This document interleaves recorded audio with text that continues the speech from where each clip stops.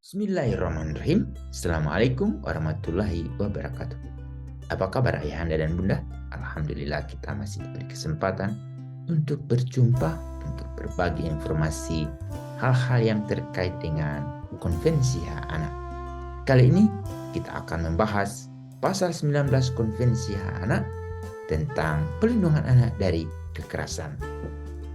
Sebagaimana kita ketahui, Konvensi Hak Anak telah diratifikasi oleh Indonesia sejak tanggal 25 Agustus tahun 1990 melalui keputusan Presiden nomor 36 tahun 1990. Apa yang menjadi penekanan pada pasal ini? Yaitu pemerintah harus melindungi anak-anak dari kekerasan, pelecehan, dan pengabaian oleh siapapun yang merawat mereka. Pemerintah Indonesia terkait dengan pasal 19 ini mengatur dengan beberapa undang-undang. Yang pertama adalah Undang-Undang Dasar tahun 1945 pada pasal 28B ayat 2. Di sana dinyatakan bahwa setiap anak harus terlindungi dari kekerasan. Kemudian, atas dasar pasal inilah pemerintah bersama DPR menerbitkan Undang-Undang Nomor 23 Tahun 2002 tentang perlindungan anak. Di sana jelas isi dari pasal-pasal yang memastikan anak-anak harus terhindar dari kekerasan.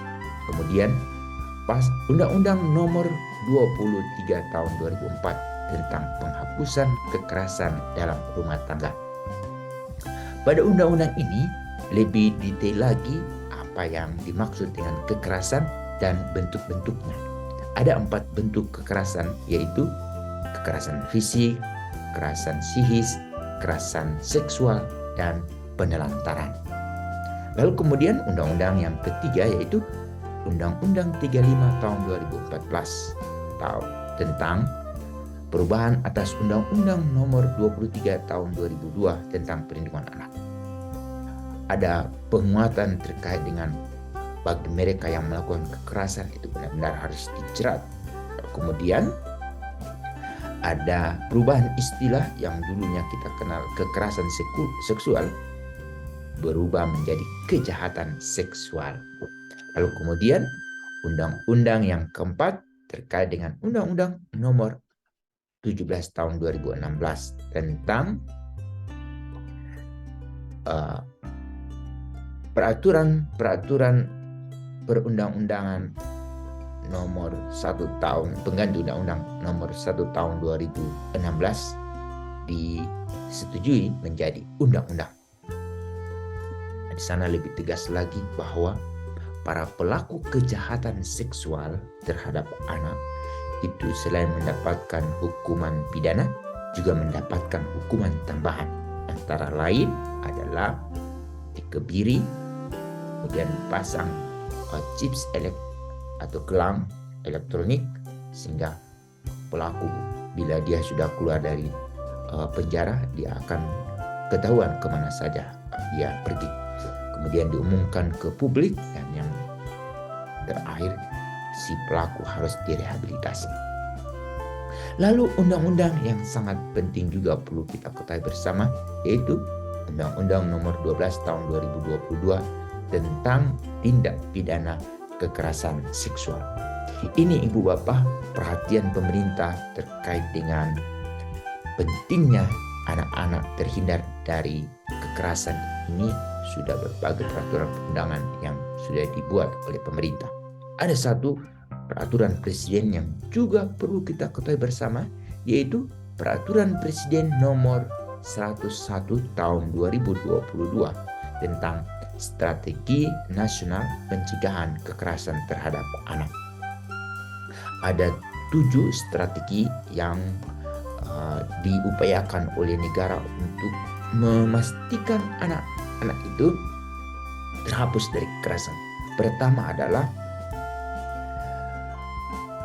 penguatan peraturan perundangan dan penegakannya. juga menjadi penting. Yang kedua terkait dengan memastikan nilai-nilai dan norma anti kekerasan. Yang ketiga adalah penguatan lingkungan yang ramah anak. Yang keempat adalah memastikan bahwa setiap orang tua itu mendapatkan kapasitas. Lalu yang kemudian memastikan bahwa orang tua yang berada di keluarga rentan itu benar-benar mereka mendapatkan perhatian di bidang ekonomi. Kemudian memastikan adanya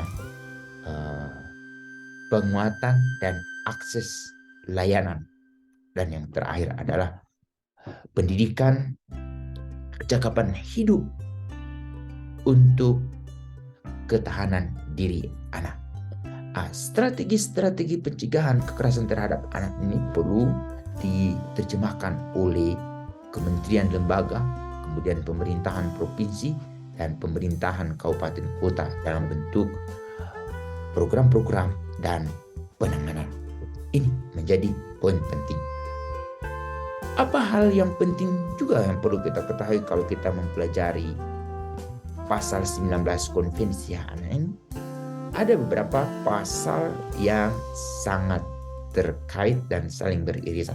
Pertama adalah terkait dengan pasal 5. Ayahanda dan bunda, berdasarkan data BPS bahwa pelaku kekerasan terhadap anak ini masih didominasi oleh kedua orang tua.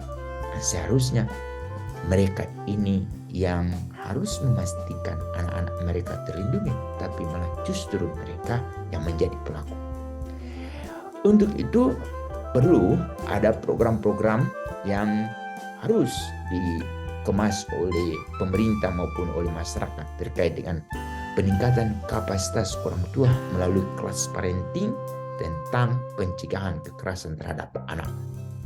Lalu yang kedua adalah pasal 9. Ini berhubungan dengan orang tua yang akan berpisah atau bercerai. Berharap ini jangan sampai terjadi karena akibat dari perceraian kedua orang tua itu berdampak kepada anak menjadi terlantar. Sedangkan terlantar kita ketahui merupakan salah satu bentuk kekerasan.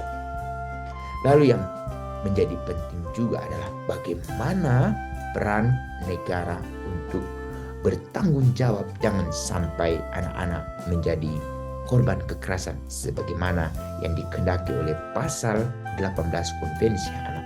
Di sana memang ada tanggung jawab orang tua, tetapi di belakangnya itu adalah peran negara untuk memastikan setiap orang tua memiliki pengetahuan, keterampilan, dan sikap dalam pengasuhan. Sehingga mereka akan menghindarkan diri menjadi pelaku kekerasan terhadap anak-anak mereka.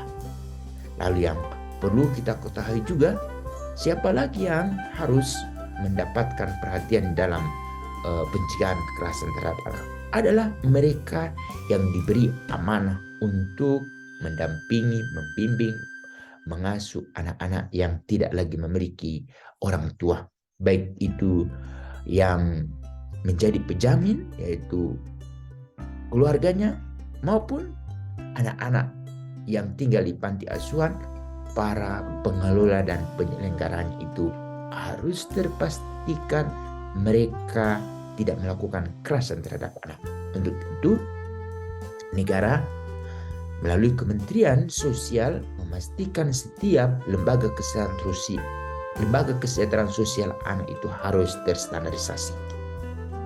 Bila sudah berakreditasi A, itu berharap mereka-mereka yang menjadi pengelola dan penyelenggara lembaga kesehatan sosial anak itu benar-benar orang-orang yang sangat ramah terhadap mereka. Bagaimana yang belum? Nah, ini yang perlu mendapat perhatian dari kita semua agar penyelenggara lembaga kesehatan sosial anak itu memiliki pengetahuan, keterampilan, dan sikap di dalam pengasuhan terhadap anak-anak yang ada di lembaga mereka. Lalu juga menjadi penting adalah terkait dengan pasal 25.